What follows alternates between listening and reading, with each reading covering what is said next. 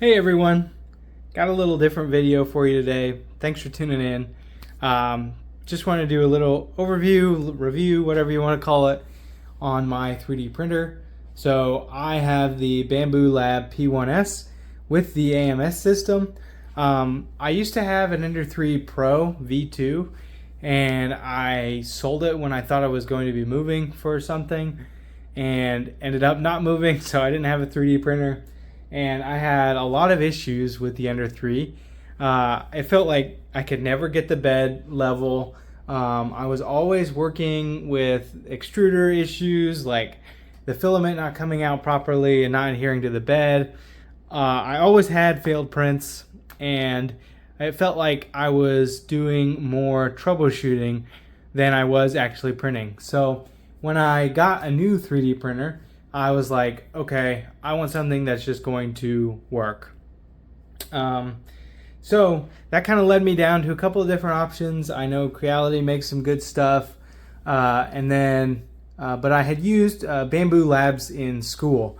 So I went to an engineering school, and we had Bambu Lab X1 carbons in our maker space, and so I kind of got exposed to the Bambu Labs. They really are just kind of plug and play. This is kind of the cheaper version of the X1 carbon, if you want to call it that. So it has a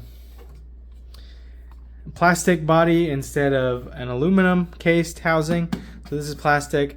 And then on the X1 carbon, it has a touch screen. This one only has this little screen that you have to go in here, but I never really noticed anything like that.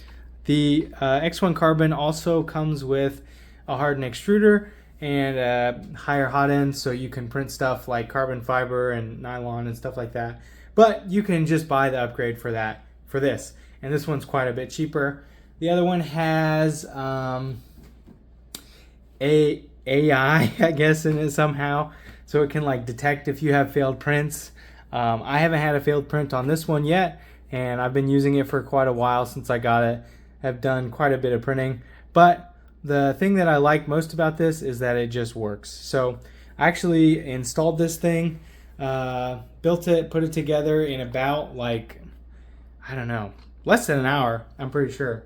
So pretty easy to build and put together, pretty intuitive. You use the Bambu slicer, then you have the AMS system, so you can print with multiple colors. I have white and stuff in there right now. I like to keep silica packets in there to keep the filament dry.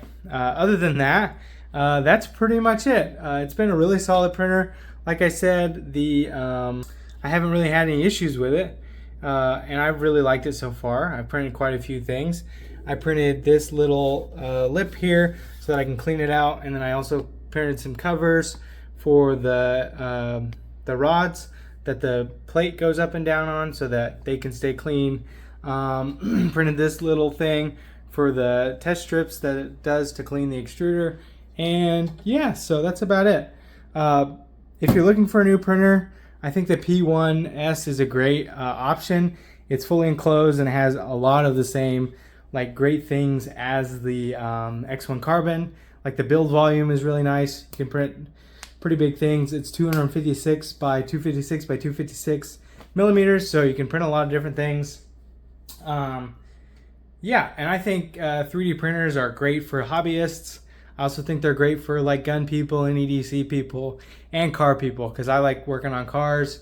You never know how many times you you break like the little plastic clips for the trim or whatever like that, and it's just been really useful. So some of the things that I printed so far I can show you down here. Yeah, so I printed stuff like this, which you can all find on like Printables or any of the multitude of 3D printing websites.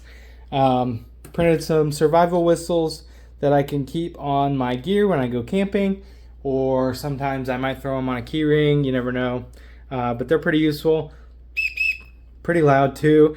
It's really simple. I try not to fall into the trap of making like garbage. Sometimes it does come to that and you do end up making stuff that's not like great, but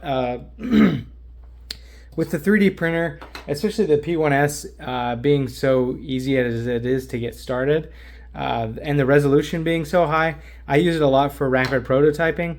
So I saw like a mag pod like this on the internet where they put their rifle in here so they can display it and it sits like perfectly straight.